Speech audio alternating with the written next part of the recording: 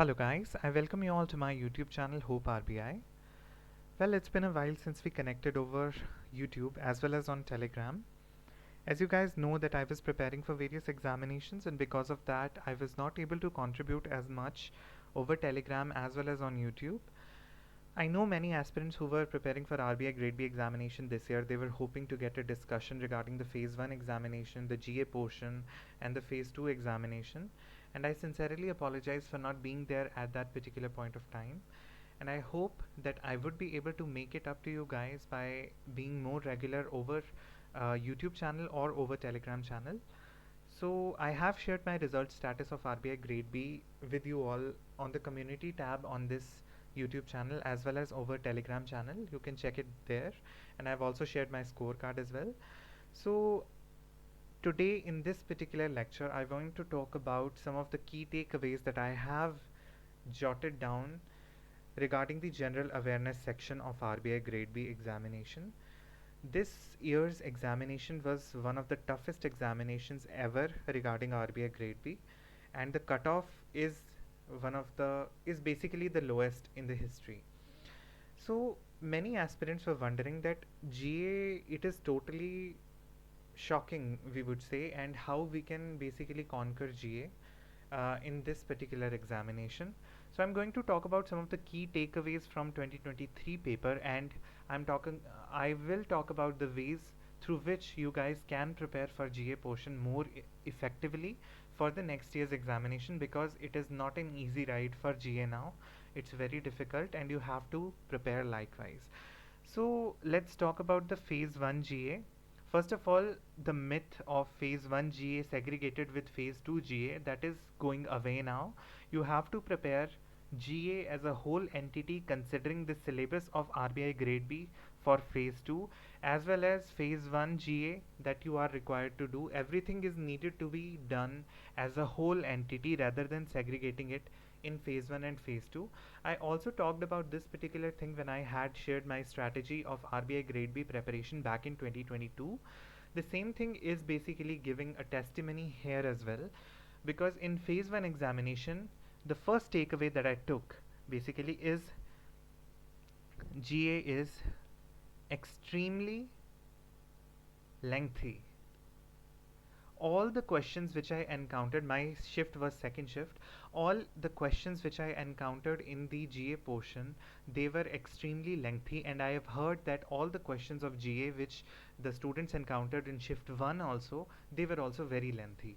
So they had about 4 to 5 lines or 5 to 6 lines basically of a particular GA problem, and after reading the whole problem you had to give the answers. So it was very lengthy to read a particular question. So reading 80 lengthy questions in 25 minutes, it is extremely difficult. So not only you need to improve your reading abilities but also the comprehensive abilities. Here the reading comprehension portion of English, that comes in handy, because you need to not only gather the large amount of information but also you need to decipher that kind of information as fast as possible. So in GA the time is less, the time is 25 minutes, and you are required to cover 80 questions properly in 25 minutes. So it is very difficult for any aspirant to do such kind of thing. So that will come with practice. You have to start reading more, start reading newspapers more, start reading any article that you are encountering over newspaper or any magazine which you are a subscriber of. Start reading as much as you can. So first takeaway is that GA is going to be lengthy. GA was also statement based. Some of the statements, so it was lengthy in the sense that, let me give an example. Suppose there is a question regarding some report. So generally what we do when we read a report, we basically remember the facts given in that report. For example, let's say there is a report regarding global hunger index. So let's say we will remember that what is the rank of India, and we will remember that what is the rank of the first countries or first three countries, or what is the rank of the least three countries. These are generally the data which we remember. But in this GA, in the GA which was asked in 2023 examination, especially phase 1, this kind of data was already given in the question, and they had asked some of the deeper concepts of the question which we were required to cram, basically not only understand but cram also. For example, let's say this index, it has, let's say, I'm giving an example, let's say it has 7 indicators, or let's say 7 parameters. So in the actual question paper, they had given some of the options, let's say 7 to 8 options, 1, 2, 3, 4, 5, 6, 7, 8, and they were giving different parameters of this particular report. And they were asking which of the following is not a parameter of this particular report. So you are understanding the point, right? That they are not only asking about the 7 indicators or parameters of this particular report, but they are also asking which of the following is not. And the options, they were absurd. The options were asked only 2, 3, 4, 5, only 4, 5, 6, 7, only 1, 2, 3, only 3, 4, 5.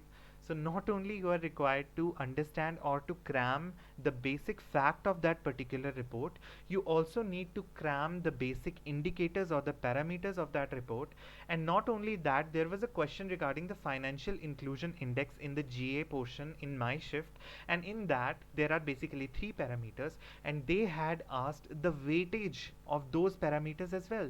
For example, let's say if there is a parameter usage, then how much percentage of that usage is basically there to calculate the financial inclusion index. Let's say it's 35% or 25%. Such kind of data is also needed to be remembered now. And these type of questions were usually asked in phase 2 ESI or finance, but now they have been asking these questions in phase 1 as well. So not only you are required to do you are required to understand or cram the fact or the news to which the report is related, or the latest fact which report has stated, but you also need to understand that the parameters of the report is also very essential for you to cram or to understand whatever you say. So the second point which I wanted to say, which I basically explained here, is the second point, the second key takeaway which I got is that depth of the questions beyond imagination.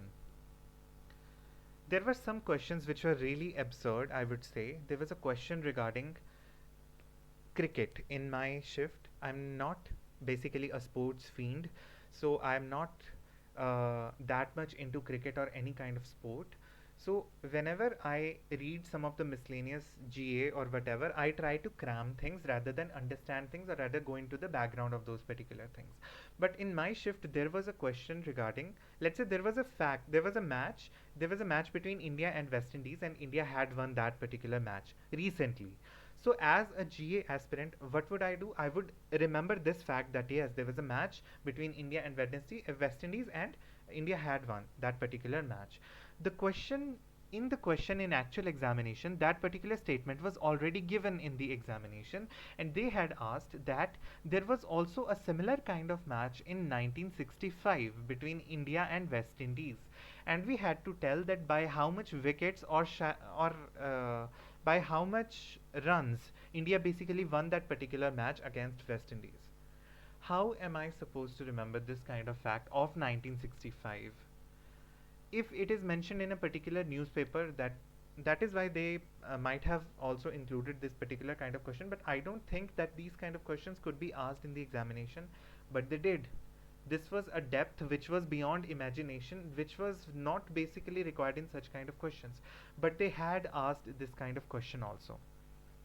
There were some awards which were asked in the examination, and they had also asked the amount which the person received because of that particular award, or let's say the entity which is awarding that particular award. So there were some of the questions which were also statement based regarding that particular award. So not only you are required to basically cram the fact or the actual news or the headline, but you are also supposed to understand or to cram the important background details of that particular news which you are reading. And that is not easy until and unless you are reading the basic sources. Basic sources, for example, newspapers, for example, PIB website original, authentic website, for example, RBI website authentic, RBI notifications authentic, RBI press releases, everything which is authentic. In that particular scenario, especially in the newspapers, everything is given, and that particular thing could be asked in the examination in one or the other form. So second takeaway was that. Third thing which I actually got was that there was hardly any miscellaneous GA. Miscellaneous GA. So the basic thing which I wanted to convey here is that there was a question regarding sports, there was a question regarding awards, but the quantity of those questions was very less. It was not like so many questions were from trash GA. We call it trash GA, which is not basically related to the syllabus of phase 2. So that is considered to be a trash GA. So that kind of GA was not asked in that particular amount of quantity. Okay, so what I'm going to say is phase 1 and phase 2 preparation for the general awareness for the current affairs is combined. It's not a segregated preparation now. There was no question from obituary, no mergers, acquisitions, no banking awareness or banking initiatives. Let's say this app has been launched by this bank or this thing particular has been launched by this. There was no such kind of question regarding that particular thing. Most of the questions were from the RBI notifications. Most of the questions were from RBI annual report, which we actually study for the mains examination. Most of the questions, such kind of questions were basically asked regarding the syllabus of RBI. And there were many questions regarding the reports and their parameters, which I already told you previously, and schemes which everybody was hoping for, that many questions could be from the schemes. There were hardly 1 to 2 questions in the scheme. In my shift, hardly 2 questions were in the scheme. One question was regarding the MIDH. It was a scheme of horticulture. It was recently in news because of the budget, but in budget the scheme was mentioned, and there was a question that was very simple question, but in that question also it was made lengthier, and there were statements under this question as well. I don't remember the exact wording of that question. You will eventually find it when the previous year question papers are generated, but these kind of questions are asked also in the form, in the lengthier form as well. So we have to consider these things, that these type of questions were asked previously in the ESI section or the finance section of phase 2, and now they have moved a good chunk of it in the phase 1 examination as well. So there is no point of segregating phase 1 and phase 2. That is basically my next takeaway. That is the don't segregate phase 1 and phase 2. So I have already explained everything regarding this particular thing. I'm not going to jump on and say the same things over and over again. The fifth thing which I actually uh, was emphasizing every time when I took any session on this channel was stick to the basics. Stick to the basics. Whenever we are talking about any compilations, let's say there is a compilation from XYZ Institute, whenever you are reading that kind of compilation for general awareness, you are basically constricting your horizon. Constricting your horizon. Because whenever you are reading a particular news, there are several aspects to it. But in this 2023 examination, we actually got to know that there are so many aspects which sometimes could seem to be irrelevant, but still they were asked in the examination. But in most of the questions, there were many things which seem relevant and which are related to that particular news, but which we have not covered only because we were sticking to some of the compilations. And in compilations, obviously everybody who makes the compilation, they have a thought of giving the relevant news, and they have the thought that person's time or the student's time should not be compromised in reading irrelevant things. That is completely fine. But when the student has the actual idea of the examination and has the actual idea of the syllabus, then he knows or she knows how to read a particular news and to which depth that news is needed to be studied. So in that case, I would recommend you to stick to the basic sources, which are the general sources I've always recommended. That is, first of all, newspapers. There were some statements in the examination which were directly taken from the newspapers. There was a question regarding, I guess there was a global hunger index question, and there were some statements regarding it, and there was a statement which had given that this country, for example, let's say it was USA. USA is the country in which the hunger has been eliminated completely. So this kind of statement, although you can make some common sense that obviously in the world not every country is hunger free. There will be a certain portion of poverty in that particular country, and that particular section would not be fulfilled. There might be some sections which could be hunger affected. So there is no country in basically in anywhere in the world which is hunger free. So that by common sense you can do it. But this kind of line, exact line, was given in one of the newspapers. People were saying that this kind of line was given in Economic Times, or some were saying it was in Business Standard. So newspapers, when you are reading any article, that kind of thing, that kind of article which you read, some of the information also subconsciously gets into your head. So reading newspapers is very essential for the RBI grade B preparation now. So pick any newspaper, any financial newspaper you can read. Let's say you can read Live Mint, you can read Financial Express, you can read Business Standard, you can read Business Line, any newspaper that you can feel comfortable with the language of that particular newspaper, you can read. The second thing is PIB official website. Daily visit the PIB and daily sort out the relevant and irrelevant links out of the PIB according to the syllabus of phase 2 and previous year question, PYQs.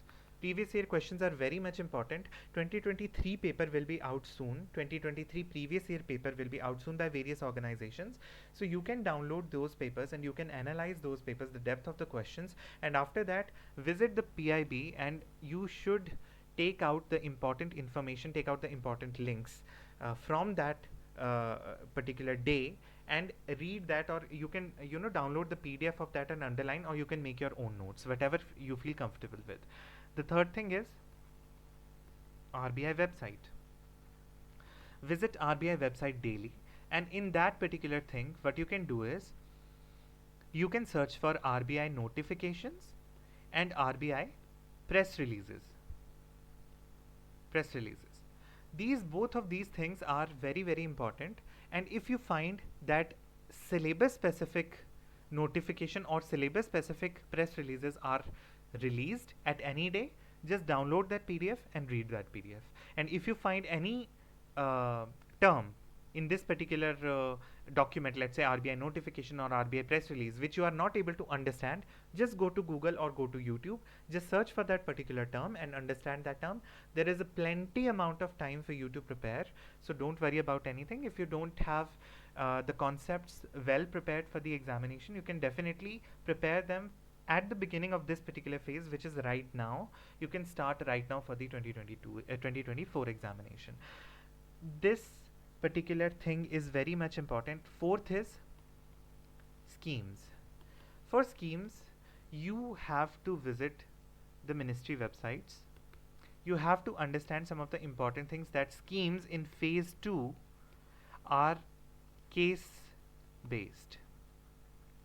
They are not asking the direct questions now. For example, in previous 2021 2022 examinations, in 2022 also there were some case based questions, but in 2021 or 2019 or 18 there were some questions in ESI according to schemes, that there was a paragraph given, and according to that paragraph we needed to identify which was the scheme, and after that some of the questions were given and we had to answer. In this 2023 paper also there were some questions regarding this particular thing.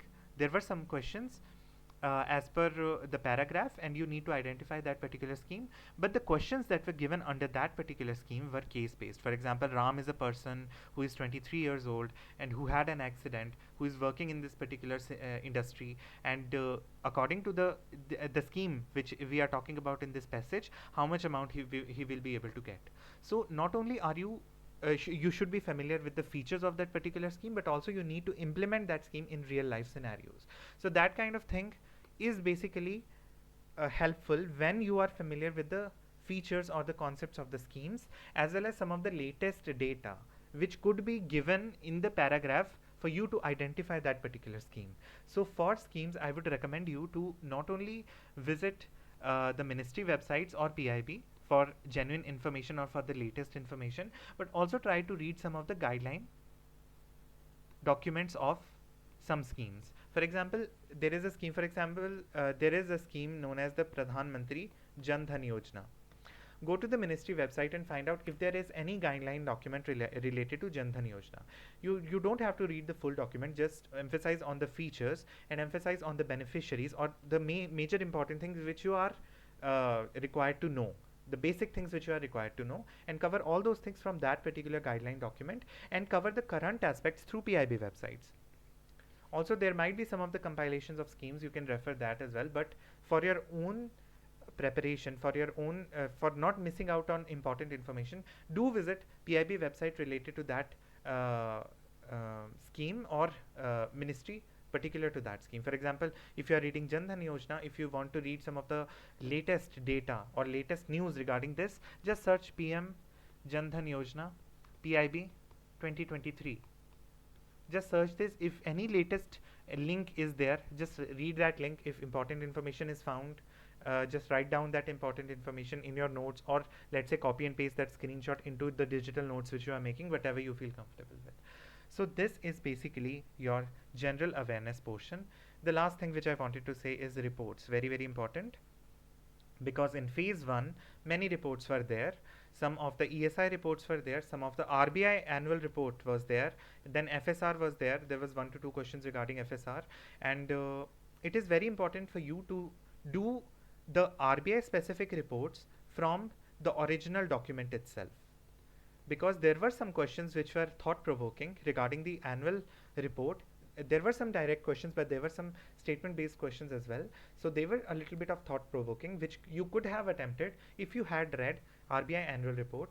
Remember the latest RBI annual report, not the previous one. Now the previous one is of no use for you. You have to read the latest one, the next RBI annual report which comes.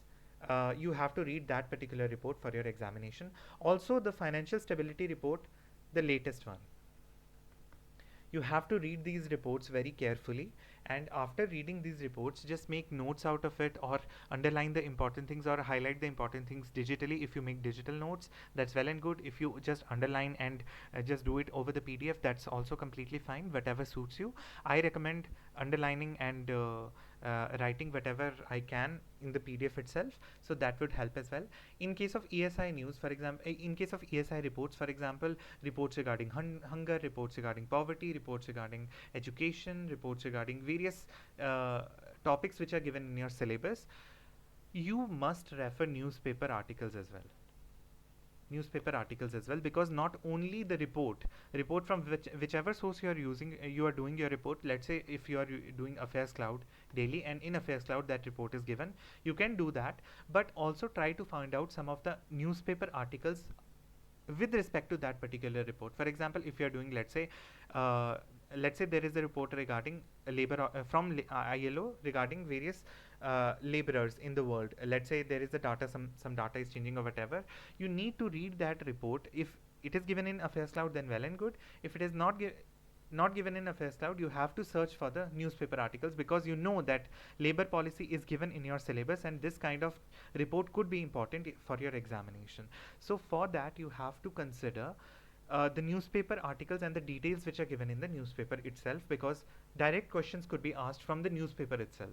So that is why newspaper is very important for the reports, especially the reports. And in reports, cram the features of the report as well as the parameters of the reports. I'm not kidding. I'm telling you that there were 7 to 8 statements, 7 to 8 parameters, or 7 to 8 features of a particular report that were given. Sorry. And in the question it was asked that which of the following is not a parameter, and it is very confusing for anyone. And the options which were given, the points which were given, all the 7 or the 8 points which were given, they seemed highly relevant to be person uses a common sense whenever we are attempting such kind of questions. So we try to correlate every aspect with the report. So you could correlate every point which was given in this particular question with the report which was asked in the exam.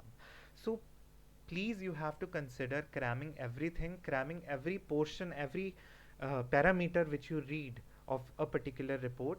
I'm talking about the reports which are related to the syllabus. I'm not talking about absurd reports. For example, let's say there is a passport index which comes. You don't need to read each and everything about it. But there were some questions in which top 5 nations or top 5 performers were asked. So first of all, whenever we used to cram these kind of data, we used to go for top 3, but they had asked top 5 this year. So now you need to increase your threshold to top 5. I know it's very absurd to remember these kind of things, it's very stressful also, but you have to consider these things as it is very important for the examination. Now there was some report in which top 5 states were asked, not top 3, not top 2, not even the top 1. There were top 5 states which were asked in the examination. So you need to cram top 5, bottom 5, and India's particular rank in that particular report or that particular index. So that is what I needed to tell you guys regarding the GA preparation. You have to do comprehensively each and everything, and you need to understand that these reports are very important. And this year RBI, what RBI had done, that RBI had asked many questions from various reports in objective form in GA in phase 1, and they had asked questions in descriptive from specific reports, giving the reference of some specific reports in the actual descriptive portion in phase 2. So not only you need to consider the reports which are given in your syllabus, only the reports which are given in your syllabus with objective point of view, but also with the descriptive point of view as well, because you never know whenever the question would come in the examination based on that report, and if you would not be able to cite that report justifying the question which has been asked in the descriptive portion, I don't think you will be awarded with good marks in the actual examination. So this is the requirement of the examination. It is what it is. You have to compromise with this particular pattern which has been asked in the examination. So this is what I wanted to tell in this particular video. If you have any doubts regarding anything, you can definitely comment down below, or you can ask over the Telegram channel as well. I am trying to be consistent here now. I will try to be consistent, but there are several examinations which I am a part of now, and I need to prepare for those examinations as well. So it will eventually take time to reappear, for me to reappear over YouTube or over Telegram, but I will try to come up with some quality content for you guys so that you will be able to judge the preparation better and prepare well for the 2024 examination. Only one advice at the end I would like to give you: start right away. Many people have started already, and they have revised half of the syllabus of ESI as well. Many people were saying this to me: start right away, because you have plenty of time to cover and then do multiple revisions of that particular syllabus of phase 2, as well as current affairs for phase 1 and phase 2, both in combination. So thank you so much for watching this video. Have a wonderful day.